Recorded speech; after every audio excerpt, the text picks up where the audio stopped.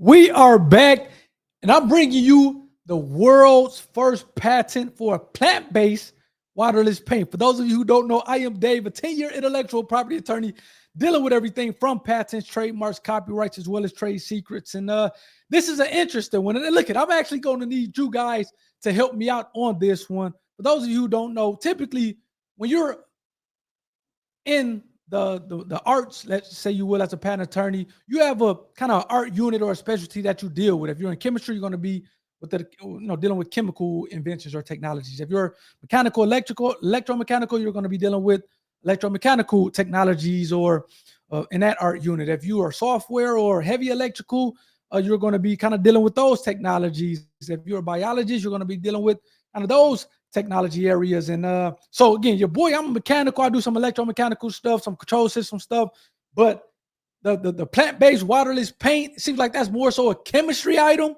But I thought this was interesting and worth talking about. And I got a number of questions. So to the extent that somebody is more of an expert on the chemistry behind it, please let me know in the chat or in the comments, I should say, the answers to the questions that I'm going to propose. Now, we all know about the plant-based burgers or the plant-based this or the plant-based different food items, but do you care of a plant-based paint? I was actually I'm in real estate, and I'm in the process of renovating one of my units to get somebody else in there. One of the contractors is giving me a call, and he's talking about, hey man, what paint do you want to go with? Do you want to go with a soft gray? Do you want to go with this? You want to go with that? I'm like, look, man, as long as it's quality and it looks good and the price is reasonable, I'm good. I don't, necessarily have a preferred choice, so to speak. I guess I do have some preferred brands, but as it relates to paint, do I care about a plant-based paint because it's maybe not using kind of toxins and kind of different things that traditional paints are using, especially if the quality of it doesn't look the way I want it to?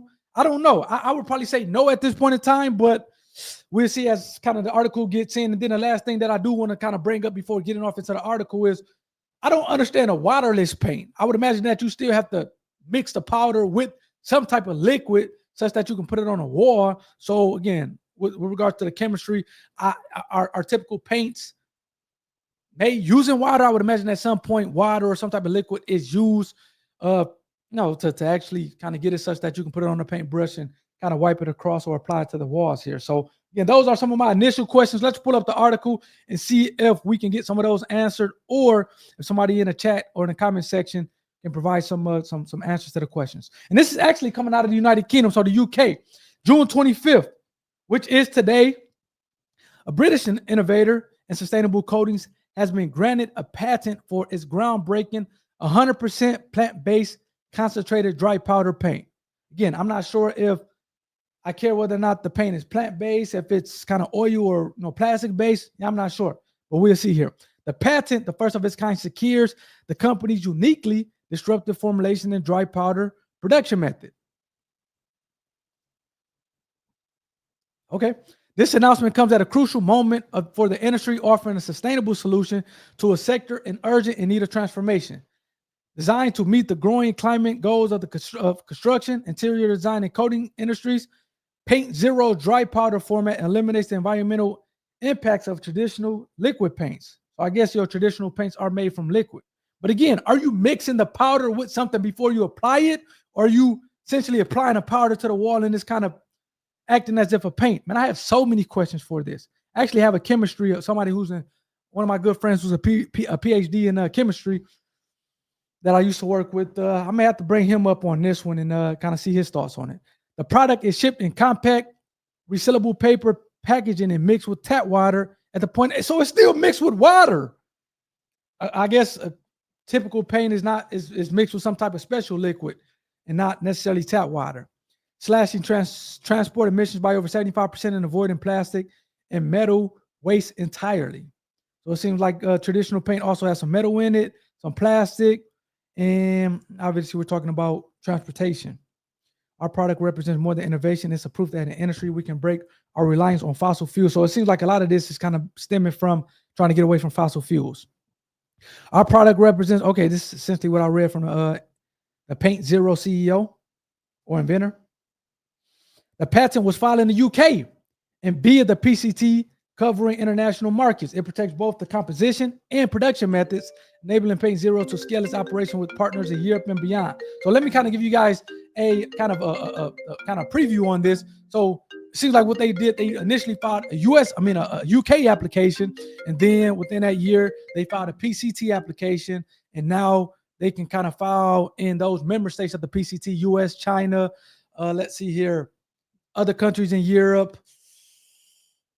I think Taiwan is a member of the I don't think Taiwan is a member. I'm not sure. I know Japan is a member of the PCT, Canada. So, and again, that's a similar thing. If you're filing a patent application here in the US, you may file your US application, and then within the 12 months, you may file a PCT application off that. And then, file a PCT application off that. Then at that point, you can go into whatever state that you want to go into, or whatever country you want to go into. So again, that's essentially what is happening, where they filed the UK application first, then they filed a PCT application off the UK application, and then it can go into any country that's a member of that Paris Cooperation Treaty as they see fit. So that's essentially what that paragraph is talking about. For those of you who maybe was wondering, let's continue off with this one. The patent confirms Paint Zero's role as a global leader in sustainable paint chemistry.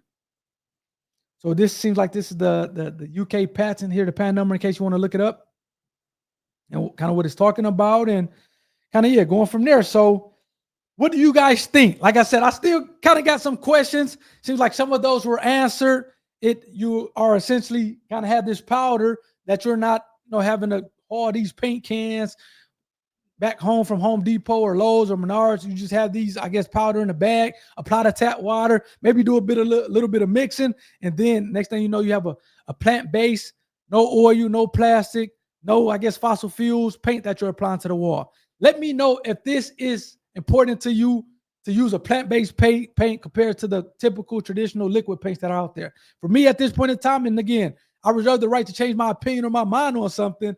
And so maybe 2-3 years, I'll do a video and say, hey, man, I was wrong about that. But as of now, just give me the paint that's a reasonable cost and that looks good and that's quality. And I have a couple brands. I'm not going to shout them out because they're not paying me any sponsorship money at this point. But I do have a couple brands that I like to use for my rental properties to have that effect. So let me know what you guys think in the comment section, to the extent that you're a PhD in chemistry or have some type of chemistry expertise. Let me know what you think about this, and hopefully you guys enjoyed this one. It was a little bit outside my wheelhouse, being the kind of mechanical, electromechanical, that expertise, but nonetheless still pretty interesting. So hopefully you guys enjoyed it.